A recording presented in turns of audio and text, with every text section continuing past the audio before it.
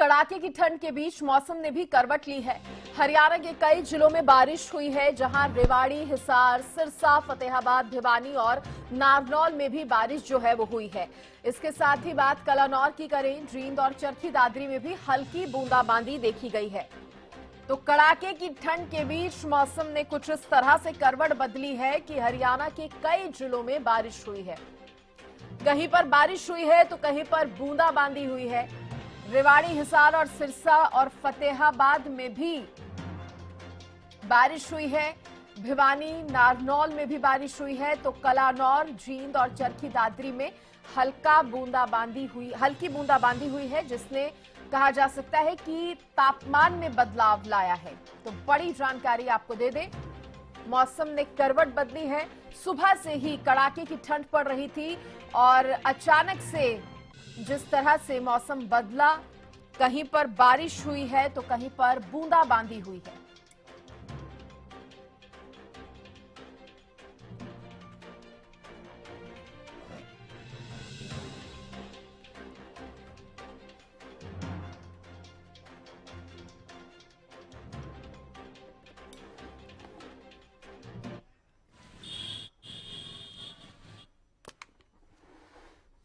इसी पर ज्यादा बातचीत करने के लिए मेरे साथ हरियाणा न्यूज के संवाददाता जुड़ गए हैं। मेरे साथ करनाल से महेंद्र जुड़े हैं और इसके साथ ही चरखी दादरी से सुरेंद्र मेरे सहयोगी मेरे साथ जुड़ गए हैं। सीधे दोनों का रुख करते हैं।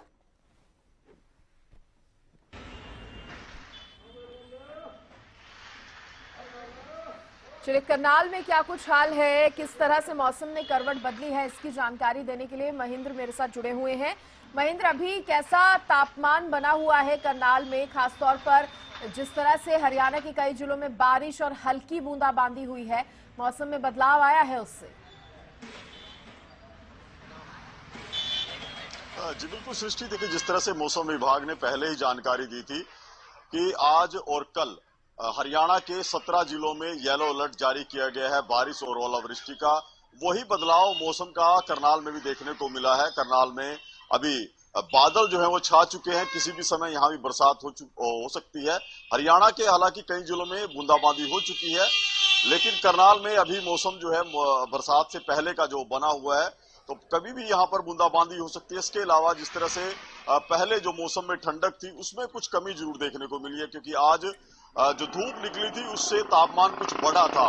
और हालांकि जो हवाओं की गति है वो कुछ तेज हुई है, क्योंकि वेस्टर्न डिस्टर्बेंस अब पूरी तरह से एक्टिव होता हुआ दिखाई दे रहा है और इसी प्रभाव की वजह से अब यहाँ पर बूंदाबांदी होने के आसार जो है लगते हुए दिखाई दे रहे हैं। इसके अलावा ओलावृष्टि की भी अलर्ट जारी किया गया कि कुछ स्थानों पर ओलावृष्टि भी हो सकती है। तो बड़ा बदलाव है मौसम में, जैसे शीतलहर का जो प्रभाव चल रहा था उसी के बीच अब ये बड़ा बदलाव मौसम में हुआ है। और जाहिर सी बात है कि इसका व्यापक असर सामान्य जनजीवन पर जरूर होगा, क्योंकि बरसात होती है या ओलावृष्टि होती है तो लोगों पर इसका प्रभाव सीधे रूप से होगा। वहीं ठंडक भी बरसात के बाद और ज्यादा बढ़ेगी।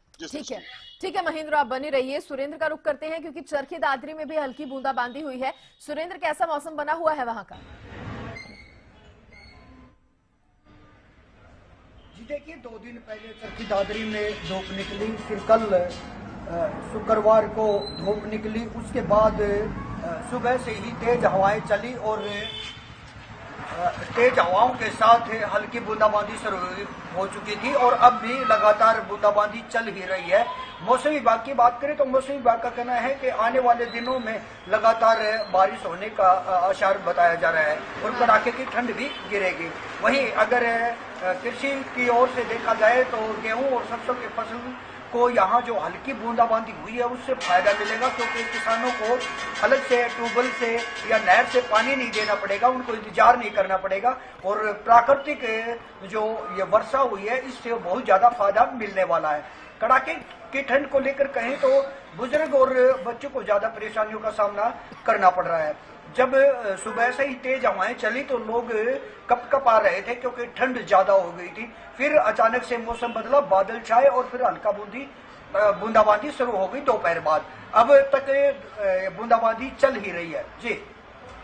जी महेंद्र, जिस तरह से सुरेंद्र भी जानकारी दे रहे थे, अगर हम खासतौर पर बात किसानों की करें तो किसानों के लिए ये जो मौसम में बदलाव आ रहा है, जो मौसम करवट ले रहा है, उसको किस तरह से देखा जाए अगर बारिश होती है तो?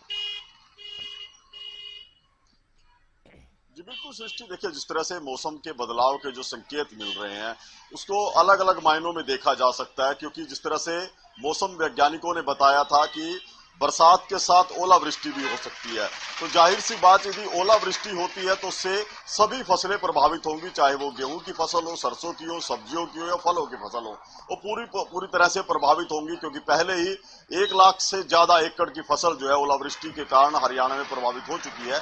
और यदि आज भी कई स्थानों पर ओलावृष्टि होती है तो ये काफी नुकसान फसलों को करेगी। लेकिन यदि बात बूंदाबांदी तक रहती है, हल्की बरसात होती है, तो गेहूं और सरसों की फसल के लिए ये बरसात जो है फायदेमंद रहेगी, क्योंकि जो तापमान है उससे 2 डिग्री की गिरावट आएगी और 5 से 7 डिग्री तक का जो तापमान है वो गेहूं और सरसों के फुटाव के लिए बेहतर माना जा सकता है। इससे उत्पादन में वृद्धि होती है, साथ साथ किसानों को जो सिंचाई के लिए पानी देना होता है उससे किसान राहत पा सकते हैं, क्योंकि वो बरसात से ही उनकी पूर्ति हो जाएगी। लेकिन यदि मौसम के मिजाज कुछ और ज्यादा तल्ख होते हैं तब दिक्कतें किसानों के लिए बढ़ेंगी, क्योंकि करनाल की बात करें तो यहाँ पर इस समय टमाटर, मटर, ये सब्जियों की फसलें जो हैं बहुतायत मात्रा में है। यदि ओलावृष्टि होती है तो किसानों को बड़ा नुकसान होगा, खासकर सब्जी किसानों को बड़ा नुकसान होगा। तो देखने वाली बात होगी कि ये बदलाव के जो संकेत है धरातल पर कितना असर दिखाते हैं। जी ठीक है आप महेंद्र, आप भी बने रहिए। इस बीच मौसम विशेषज्ञ डॉक्टर चंद्र मोहन जी मेरे साथ जुड़ गए हैं। सबसे पहले तो स्वागत है आपका हरियाणा न्यूज पर। और डॉक्टर चंद्र मोहन, मैं आपसे यही समझना चाहूंगी कि अभी मौसम ने जिस तरह से अचानक से करवट ली है, अभी क्या माना जाए आगे आने वाले दिनों में कैसा बना रहेगा मौसम? जी नमस्कार, धन्यवाद। देखिए, एक मध्यम श्रेणी का पश्चिमी विक्षोभ आज यानी कल रात्रि को उत्तरी पर्वतीय क्षेत्रों पर सक्रिय हुआ था, जिसकी वजह से आज सुबह यानी 10 बजे के करीब पश्चिमी जिलों पर हल्की बूंदाबांदी शुरू हुई। उसके बाद धीरे धीरे पश्चिमी जितने भी जिले थे, चाहे वो सिरसा, फतेहाबाद, साथ में हिसार, भिवानी, महेंद्रगढ़, फिर धीरे धीरे मध्य वाला जो हिस्सा है जिसमें चरखी दादरी, रोहतक, नीचे जींद, ऊपर जींद और साथ में कैथल, हाँ। और फिर गुड़गांव और धीरे धीरे रेवाड़ी, और उसके बाद अब धीरे धीरे ये मौसम प्रणाली का जो असर है पूर्वी जो जिले हैं जिनमें करनाल, पानीपत, एनसीआर, दिल्ली में तो फिलहाल बारिश की गतिविधियां शुरू हो गई हैं। और आज रात्रि तक फिर से मतलब जो हमारे हरियाणा के उत्तरी जो जिले हैं उनमें और पश्चिमी जो जिले हैं उनमें फिर से नए बादलों का फुटाव हो गया है। तो उसकी वजह से फिर से हल्की बारिश, बूंदाबांदी और कुछ स्थानों पर ओले की भी गतिविधियां देखने को मिलेंगी। हाँ। तो आने वाले दिनों में जो ठंड का जो ट्रिपल अटैक है, फिर से जैसे काफी दिनों से कड़ाके की जो ठंड थी, परंतु दिन में सूर्य की चटक धूप से आम जन को राहत जरूर मिल रही थी, परंतु अब आने वाले 3-4 दिन तक संपूर्ण इलाके में कोहरा, साथ में शीतलहर और शीत दिवस की कंडीशन देखने को मिलेंगी। यानी जो ठंड का ट्रिपल अटैक आम जन को सहना पड़ेगा। तो आप डॉक्टर चंद्रमोहन, आप बता रहे हैं कि आगे आने वाले 3-4 दिन हैं, वहां पर लोगों को और ज्यादा एहतियात बरतने की जरूरत है और अलर्ट रहने की जरूरत है कि ठंड से तमाम बचाव के उपाय करते रहें। जी ठीक है। और सुरेंद्र, मैं आपसे जानना चाहूंगी, जिस तरह से मौसम विशेषज्ञ हैं डॉक्टर चंद्र मोहन, उनको भी आपने सुना, और अभी चरखी दादरी की बात करें तो आप अभी भी बता रहे थे कि बूंदाबांदी हो रही है और ठंड जो है वो बड़ी हुई है। तो ऐसे में आगे 3-4 दिन और ठंड बढ़ने वाली है, तो लोगों की अगर बात करें आम जन की, सर्दी का कितना असर व्यापार पर पड़ रहा है और जो आम लोग हैं वो किस तरह से सर्दी से बचने के लिए उपाय कर रहे हैं? जी देखिए, ठंड का और कोहरे का, शीतलहर का बहुत ज्यादा असर यहाँ शहर में ज्यादा देखने को मिल रहा है, क्योंकि जो दुकानदार 8 बजे 9 बजे अपनी दुकानें खोलते थे, ज्यादा सर्दी होने के कारण वो 10 बजे 11 बजे घर से निकल रहे हैं और अलाव का आते ही अलाव जलाकर बचाव करने की कोशिश करें। ऐसे में जो आने वाले जो ग्राहक हैं वो ठंड में बिल्कुल नहीं घर से निकल पा रहे हैं, इसके कारण उनके व्यापार पे भी ये प्रभाव पड़ा है। ये दुकानदारों का भी कहना है। वहीं अब लोगों का भी कहना है कि उन्हें अपने गंतव्य तक जाने के लिए भी परेशानियों का सामना करना पड़ा है, क्योंकि घर से निकलने में उनको देरी हो जाती है तो आगे पहुंचने में बहुत ज्यादा देर हो सकती है, इसलिए वो अपने कार्य के लिए भी नहीं निकल पा रहे हैं। जी ठीक है। ठीक है। डॉक्टर चंद्रमोहन, यहाँ पर मेरा एक सवाल आपसे और होगा। जिस तरह से अभी हमने ये जानने की कोशिश किया है कि लोग किस तरह से अपना बचाव कर रहे हैं, और जब अचानक से मौसम में इस तरह की करवट आती है, खासतौर पर सर्दियों में अचानक से जब बारिश आती है, तो किस तरह से इस मौसम को समझा जाए? क्या ये अपने साथ थोड़ी बीमारियां भी लेकर आता है ये मौसम? बिल्कुल, देखिए, अगर हम ठंड में जो बारिश होती है, जिसको मावठ भी बोलते हैं, किसानों के लिए यह अमृत का काम कर रही है फसलों के लिए। किसानों के चेहरों पर खुशी है कि इस प्रकार की हल्की बारिश, बूंदाबांदी फसलों के लिए बहुत अमृत तुल्य काम करती हैं। अगर हम बात करें आमजन की, तो आमजन को जो कहीं ना कहीं कठिनाई होती है, क्योंकि कोहरा भी अब आने वाले दिनों में बढ़ेगा, साथ में शीतलहर की भी स्थिति बनेगी। और जो अब आज अगर हम देखेंगे तो पूरे हरियाणा, एनसीआर, दिल्ली में संपूर्ण इलाके पर बादलों का आवाजाही बनी हुई है, तो कोहरा की मात्रा ज्यादा बन जाएगी, तो उससे कहीं ना कहीं आमजन जरूर प्रभावित होगा। परिवहन के साधन जो है रेंगने को मजबूर होंगे, और आने वाले दिनों में ठंड का और ज्यादा प्रकोप देखने को मिलेगा। तो डॉक्टर चंद्रमोहन, हरियाणा के आसपास के राज्यों में भी इसी तरह का मौसम रहने वाला है यहाँ वहाँ पे? जी बिल्कुल, देखिए, अभी जो है वर्तमान में आज राजस्थान के कुछ हिस्सों में, पंजाब और हरियाणा, एनसीआर, दिल्ली में बारिश हुई है, और आज रात्रि को भी हरियाणा, एनसीआर, दिल्ली में बारिश रहेगी। कल भी इस मौसम प्रणाली का असर से कुछ जगहों पर हल्की बारिश, बूंदाबांदी की स्थितियां रहेंगी।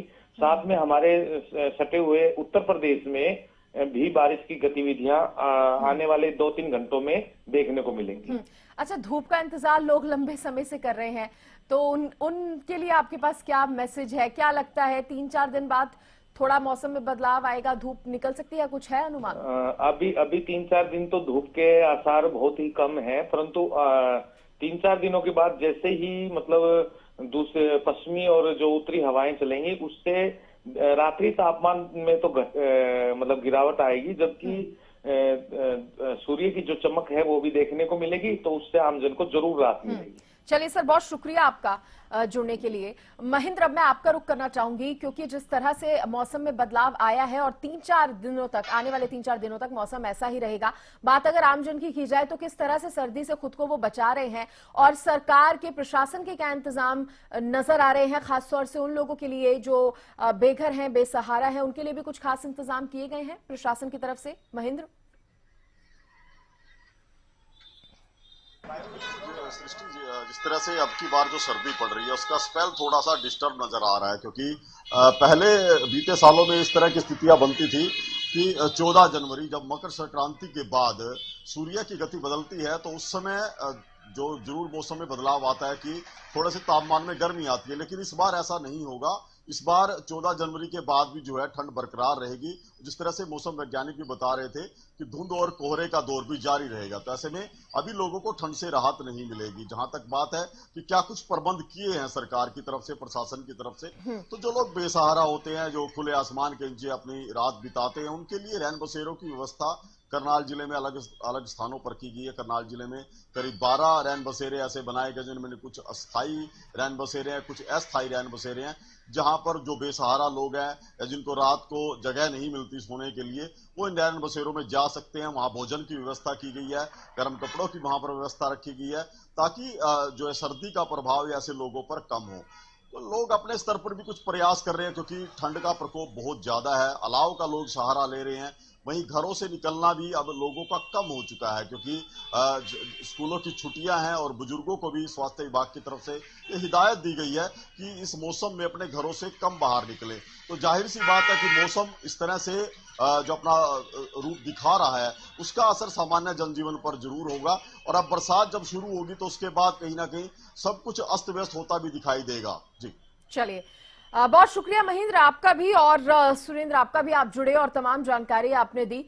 तो किस तरह से सर्दी में लोग खुद का बचाव कर रहे हैं, और अब क्योंकि मौसम भी बदला है, बारिश भी हो रही है, मौसम विभाग ये साफ कह चुका है कि आगे आने वाले 3 से 4 दिन मौसम जो है इसी तरह का रहेगा। बारिश तो कहीं पर हल्की बूंदाबांदी होती रहेगी।